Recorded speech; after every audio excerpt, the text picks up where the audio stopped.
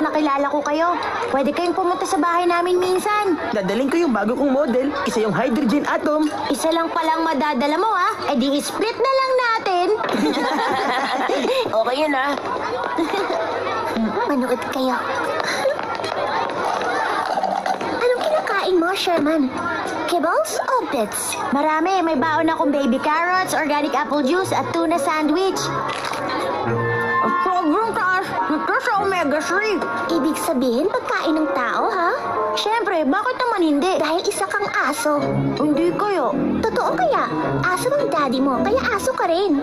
Hindi ganun yun. Inampun lang siya ng dad niya, kaya hindi siya. Hindi kita kausap. Okay. Sige, subukan natin, ha? Fetch! Sige na, doggy. Pulutin mo na. Sige na. Kunin mo na. Nakakahiya ito. Sherman, pulutin mo ng pagkain mo. Sige na, para very good si doggy. Au, au!